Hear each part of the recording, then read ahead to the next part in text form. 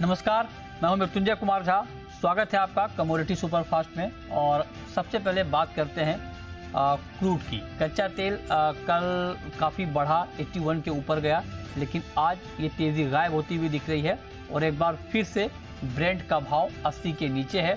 MCX पर कच्चा तेल 6350 के नीचे है और WTI क्रूड में भी नरमी इस वक्त दिख रही है। सवाल ये है कि क्या क्रूड की एक कमजोरी, ये गिरावट आज बढ़ जाएगी या फिर मार्केट यहां से फिर ऊपर जाने की कोशिश इवनिंग ट्रेड में करेगा, इस पर हम बात करेंगे।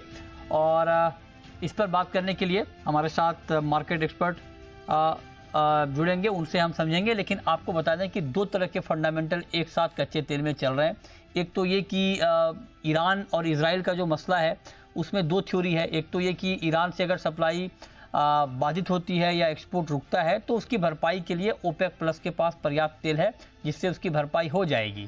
लेकिन दूसरी तरफ डर इस बात का है कि अगर स्ट्रेट ऑफ हॉर्मुज़ पर अगर हमला होता है या उसको अगर डिस्टर्ब होता है, ईरान डिस्टर्ब करता है, तब एक बड़ा सप्लाई क्रंच यहाँ पर बन सकता है, क्योंकि 25% तेल की जो सप्लाई है वो इसी रास्ते से ग्लोबल मार्केट में होती है। हमारे साथ वंदना भारती हैं SMC ग्लोबल की। वंदना जी, बहुत स्वागत है आपका। क्या करें आज क्रूड में? मृत्युंजय जी, सप्लाई वो बिल्कुल बना हुआ है। दिन लग रहा है कि थोड़ा सा जो के बाद रैली ही चुकी थी, यहाँ पे एक थोड़ा सा भी और हो सकता है। यहाँ पे सेलिंग करके चलना चाहिए। 60 65 जहाँ पे शेड करना चाहिए, 62 का होगा, स्टॉप लॉस लगाना होगा। आपके पास थोड़ी ऑडियो की दिक्कत आ रही है, मैं दोबारा आपको जोड़ता हूँ। लेकिन काफ़ी मतलब आप जो भी ट्रेड लें, क्योंकि मार्केट बहुत ज़्यादा फ्लक्चुएट हो रहा है, बहुत ज़्यादा वोलेटाइल है मार्केट, तो उस लिहाज से आप जो भी ट्रेड लें उसमें स्ट्रिक्ट स्टॉप लॉस, मजबूत स्टॉप लॉस के साथ ट्रेड लें क्रूड में, तभी आपका ट्रेड यहाँ पर अच्छा रहे। क्योंकि आप देखिए कि कभी भी जब खबर आती है जो भी इजराइल और ईरान को लेकर, उस पर मार्केट तुरंत रिएक्ट करता है। तो उस लिहाज से बहुत ज़रूरी है, एक तो आप खबर पर नज़र रखें और दूसरा ये कि जब भी ट्रेड लें आप तो उसमें स्टॉप लॉस का होना बहुत ज़रूरी है। और जब हम आपको ये बता रहे हैं तो उसके पीछे दोनों फंडामेंटल हैं। अगर हालांकि इसकी संभावना बहुत कम है कि ईरान जो है वो स्ट्रेट ऑफ हॉर्मुज़ को डिस्टर्ब करेगा, क्योंकि इससे एक बड़े तनाव के हालात बन जाएंगे, ग्लोबल मार्केट में बड़ा सप्लाई क्रंच बन जाएगा और फिर दाम बहुत बढ़ जाएंगे। इसकी संभावना इसलिए कम है क्योंकि इससे पहले भी ईरान ने कई बार इस तरह की चेतावनी दी है, लेकिन ऐसा हुआ नहीं है। सिर्फ ईरान इराक वार को छोड़ दें, उस वक्त इसको डिस्टर्ब किया गया था। और चूंकि दुनिया में अभी चीन का प्रेशर है ईरान के ऊपर कि ऐसा कोई कदम ना उठाएं जिससे तेल की सप्लाई प्रभावित हो, और इजराइल के ऊपर भी अमेरिका का प्रेशर है कि वो ऑयल के ठिकानों पर ईरान पर हमला ना करे, क्योंकि अमेरिका में चुनाव होने हैं और अमेरिका चाहेगा नहीं कि चुनाव से पहले वहां पर तेल के दाम कुछ बढ़ जाए। तो इस पर नजर रहेगी हमारी। आगे बढ़ते हैं और अब आपको बताते हैं कि गोल्ड और सिल्वर में इस वक्त क्या हो रहा है। गोल्ड करीब 200 रुपए नीचे है, 75,829 के स्तर पर है MCX पर गोल्ड का भाव। इसके अलावा अगर आप देखें तो चांदी की कीमतें भी आज दबाव में है, सिल्वर में भी नरमी दिख रही है और चांदी का भाव करीब करीब 1.5% इस वक्त नीचे ट्रेड कर रहा है। 1400 रुपए से ज्यादा की गिरावट इसमें आ गई है। जी, वंदना भारती हमारे साथ जुड़ चुकी हैं। वंदना जी, आप बताइए एक बार फिर से कच्चे तेल में आज क्या किया जाए? कच्चे तेल में मृत्युंजय जी, मुझे लग रहा है कि हल्की गिरावट अभी और हो सकती है, क्योंकि काफी रैली ऊपर की तरफ चली गई थी। तो मेरे ख्याल से 63-65 के करीब यहाँ पे सेलिंग करना चाहिए। 6310 का यहाँ पे टारगेट होगा, स्टॉप लॉस होगा 6400 का। लेकिन साथ में एहतियात बरतना होगा कि जब तक ये संकट है बहुत अंदर नहीं आएगा।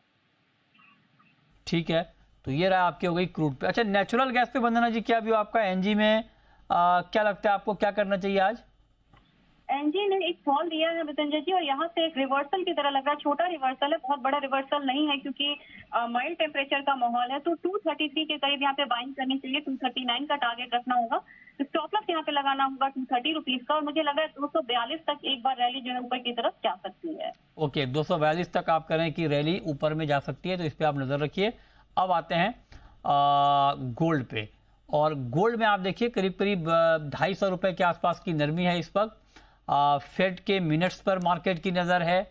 इसके अलावा जो अमेरिका में CPI महंगाई के आंकड़े आएंगे उस पर मार्केट की नज़र है इस हफ्ते। तो आप बताइए कि उससे पहले गोल्ड में क्या ट्रेड लिया जाए?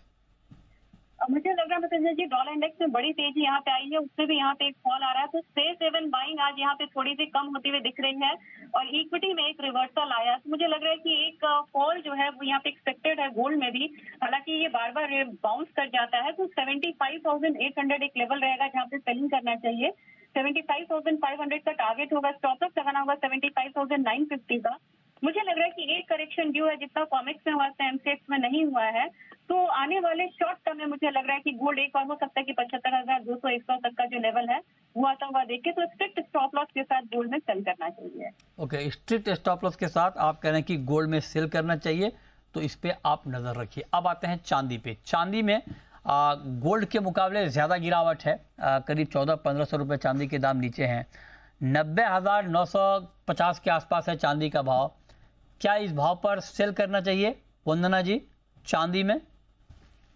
मुझे लग रहा है मृत्युंजय जी बेस मेटल में भी काफी हैवी सेलिंग हुई है, उसका भी प्रेशर चांदी पे आता हुआ दिख रहा है, काफी वोलेटाइल कमोडिटी है। एक रिवर्सल यहाँ पे अगर बाउंस होता है, बाउंस से मैं बोलूंगी सेल करने 91,200 100 के करीब सेलिंग करना चाहिए। जो टारगेट होगा वो 90,700 का होगा, स्टॉप लॉस लगाना होगा 91,350 के करीब का। मुझे लग रहा है कि इसमें भी हल्का जो एकदम सेलिंग प्रेशर है वो भी बाकी है और कहीं ना कहीं 90,500 के करीब 400 के करीब जाके फिर से एक बाइंग जो है वो रिटर्न आ सकती है। अच्छा, ठीक है। और अगर पोजिशनल ट्रेड लेना चाहे कोई सोने में और चांदी में, तब क्या करना चाहिए वंदना जी? मुझे लग रहा है मृत्युंजय जी बहुत ज्यादा डाउनसाइड तो दोनों में से किसी ही कमोडिटी में यहाँ पे नहीं है, तो 75,500 से 75,200 एक रेंज है जहाँ पे की बाइंग करनी चाहिए। और चांदी में भी मुझे लग रहा है कि 90,500 के करीब एक जो बाइंग है फिर से बनेगी और टारगेट जो हमारा होगा चांदी में वो फिलहाल यहाँ पे हमें यहाँ पे 93,500 का ही रखना होगा। और अगर सिल्वर की बात की जाए तो मुझे लग रहा है कि अगर रिवर्सल यहाँ पे आता है तो हम फिर से 76,500 तक का लेवल आता हुआ देखेंगे। ठीक है, तो इस पे आप नजर रखिए चांदी पर। अब आते हैं मेटल पे, और आज मेटल मार्केट भी आप देखिए बिल्कुल दबाव में है। मेटल के सारे काउंटर 1.5 से 2% नीचे हैं। क्या ये गिरावट, ये कमजोरी बेस मेटल में और बढ़ सकती है? मुझे लग रहा है कि शंघाई जैसे ही ओपन हुआ है यहाँ पे काफी ज्यादा गिरावट आई है, 20 रुपए तक कॉपर गिर गया, तो यहाँ पे स्टॉप लॉस काफी लंबा बनेगा थोड़ा, तो और मुझे लग रहा है कि थोड़ी और गिरावट यहाँ पे होनी चाहिए। लेकिन एक कमोडिटी ऐसी है जिसमें मुझे लग रहा है कि फॉल अभी कंटिन्यू हो सकता है, ये एल्यूमिनियम है। 237 के करीब यहाँ पे एल्यूमिनियम में सेलिंग करना चाहिए, 235 का टारगेट रखना होगा, स्टॉप लॉस लगाना होगा 238 का। और मुझे लग रहा है कि कॉपर के प्राइसेस की भी बात की जाए अगर यहाँ पे मृत्युंजय जी, तो मुझे लग रहा है कि 5 रुपए तक की जो गिरावट है अभी यहाँ पे और है, लेकिन मैं ये प्रेफर इसलिए नहीं कर रही हूँ क्योंकि स्टॉप लॉस काफी लंबा बनेगा, तो 830 तक मुझे लग रहा है कि कॉपर नीचे की तरफ आ सकता है। ओके, ठीक है। तो ये राय आपकी हो गई कॉपर पे कि कॉपर में अभी क्या होगा। 134 के नीचे एमसीएक्स पर कॉपर का भाव इस वक्त ट्रेड कर रहा है। करीब करीब 2.5% की नरमी एमसीएक्स पर कॉपर में दिख रही है। कॉपर के अलावा जिंक, लेड, ये दो काउंटर आपको कैसे लग रहे हैं वंदना जी? आज के लिए यहाँ पर भी दबाव है, कमजोरी है। जी लेड में इतनी मूव नहीं आती जी 2-3 रुपए की, लेकिन आज इसमें यहाँ पे बड़ा मूव दिखाया है। मुझे लग रहा है कि लेड में 183 के करीब एक सपोर्ट है, लेकिन जिंक जैसी कमोडिटी में भी थोड़ा सा प्रेशर अभी और देखने को मिल सकता है, तो 283 के करीब यहाँ पे सेलिंग रिकमेंडेशन होगी। 281 का टारगेट होगा, स्टॉप लॉस लगाना होगा 284 का। और मुझे लग रहा है कि लेड में जिंक में भी प्राइसेस यहाँ पे करीब करीब 278 के करीब भी जा सकता है, तो आज के दिन के लिए भी यहाँ पे सेलिंग है। और कल भी मुझे लग रहा है कि इनिशियल जॉबलेस क्लेम वगैरह डेटा जो है वो नेगेटिव आने की उम्मीद है, तो यहाँ पे बेस मेटल का दबाव थोड़ा सा यहाँ पे बना रह सकता है। ओके, ठीक है। अच्छा, निकल में कोई ट्रेड आपको दिख रहा है? यहाँ पर कुछ करना चाहिए अभी?